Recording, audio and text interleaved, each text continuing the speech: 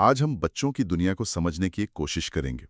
हमारे पास कुछ बहुत ही दिलचस्प स्लाइड्स हैं जो व्यक्तिगत विभिन्नताओं और अलग-अलग तरह के बच्चों के बारे में बात करती हैं। बिल्कुल। और हमारा मकसद है कि इन स्लाइड्स को एक एक करके समझें, बिल्कुल एक ऑनलाइन क्लास की तरह। हाँ, हम जानेंगे कि हर बच्चा अलग क्यों होता है, प्रतिभाशाली बच्चे कौन हैं, और जिन बच्चों को सहारे की जरूरत होती है उनकी क्या खासियतें हैं। और ये भी कि इन विभिन्नताओं को मापा कैसे जाता है। सही है। ये सब जानना इसलिए जरूरी है ताकि हम हर बच्चे की जरूरत को बेहतर ढंग से समझ सकें। तो चलिए पहली स्लाइड से शुरू करते हैं। हमारी पहली स्लाइड का शीर्षक है व्यक्तिगत विभिन्नता और इसकी टैगलाइन है हर बच्चा अपने आप में खास। ये तो हम सब मानते हैं। हाँ, लेकिन मनोवैज्ञानिक तौर पर इसका मतलब थोड़ा गहरा है। अच्छा, स्लाइड में जो परिभाषा दी है वो तो कहती है कि जब कोई इंसान दूसरे से रूप, बुद्धि या स्वभाव में अलग होता है तो उसे व्यक्तिगत विभिन्नता कहते हैं। सही है। ये फिंगरप्रिंट की तरह है, सबका अलग। पर यहाँ एक और महत्वपूर्ण शब्द है, विशिष्ट बालक, मतलब स्पेसिफिक चाइल्ड। विशिष्ट बालक। हाँ, ये वो बच्चे हैं जो सामान्य से अलग होते हैं।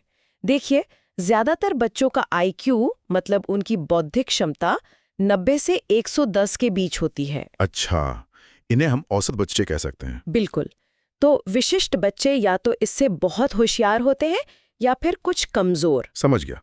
और स्लाइड में इन विभिन्नताओं के 3 मुख्य कारण भी बताए गए हैं। हाँ, पहला है वंशानुक्रम, यानी हेरिडिटी, जो मैं अपने माता पिता से मिलता है। बिल्कुल। दूसरा है वातावरण, मतलब हमारा आसपास का माहौल, हमारा स्कूल, दोस्त। और तीसरा है आर्थिक स्तर। हाँ, और सबसे जरूरी, एग्जाम अलर्ट। विशिष्ट बालकों का आईक्यू या तो 140 से ऊपर होता है, जैसे कि बहुत प्रतिभाशाली, या फिर 70 से कम। ये दायरा याद रखना महत्वपूर्ण है। ठीक है, तो अब हम उन बच्चों की बात करते हैं जिन्हें सुपर ब्रेन कहा जाता है। हमारी दूसरी स्लाइड। प्रतिभाशाली और सृजनशील बालक। हाँ, इनका आईक्यू 140 या उससे भी ज्यादा होता है। ये किसी भी समस्या को बहुत तेजी से हल कर लेते हैं और मुश्किल विषय भी आसानी से समझ जाते हैं। इनकी कुछ खास विशेषताएं होती हैं। जैसे इनमें हमेशा कुछ नया सीखने और खोजने की एक जिज्ञासा होती है, और ये समाज में आसानी से घुल मिल जाते हैं। अच्छा, जिसे समायोजन या एडजस्टमेंट कहते हैं। एकदम सही। तो ऐसे बच्चों के लिए क्या करना चाहिए?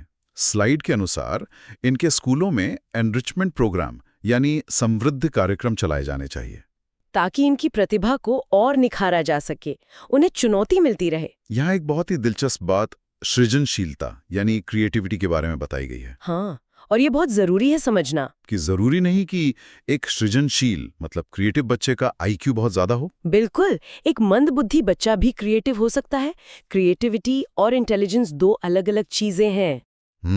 स्लाइड का एग्जाम अलर्ट एक जरूरी सवाल उठाता है। क्या एक प्रतिभाशाली बालक पिछड़ा बालक हो सकता है? और इसका जवाब है हाँ, बिल्कुल हो सकता है। ये कैसे? अगर उसे सही माहौल न मिले तो उसकी प्रतिभा दब सकती है और वो पिछड़ सकता है। वो बोर होने लगेगा, उसका मन पढ़ाई से हट जाएगा। ये तो वाकई सोचने वाली बात है। चलिए, अब हम उन बच्चों की बात करते हैं जिन्हें हमारे धैर्य और प्यार की जरूरत है। सबसे पहले मंदबुद्धि यानी स्लो लर्नर बालक। हाँ, हमारी तीसरी स्लाइड।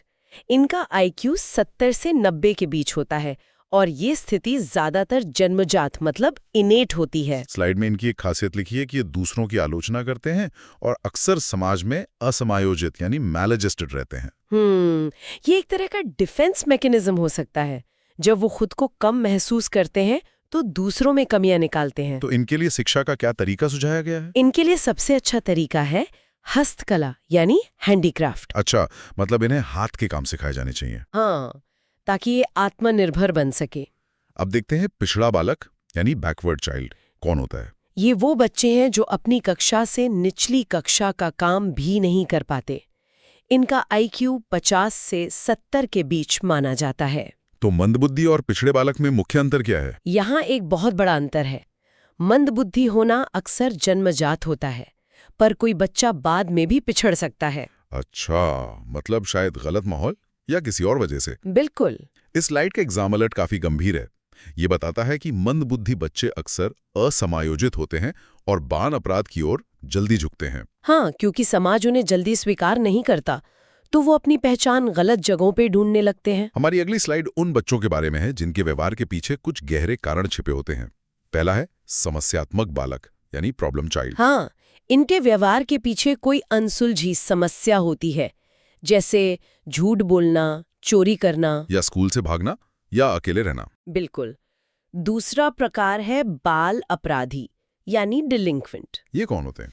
ये वो बच्चे हैं जो समाज विरोधी यानी एंटी सोशल काम करते हैं, जैसे दूसरों से झगड़ा करना, नियम तोड़ना या तोड़फोड़ करना। स्लाइड में एक नाम का भी जिक्र है। हाँ, बाल अपराध के जनक सीजर लोम्ब्रोसो माने जाते हैं। तो इनके उपचार के बारे में क्या कहा गया है? इनका कोई निश्चित आईक्यू नहीं होता।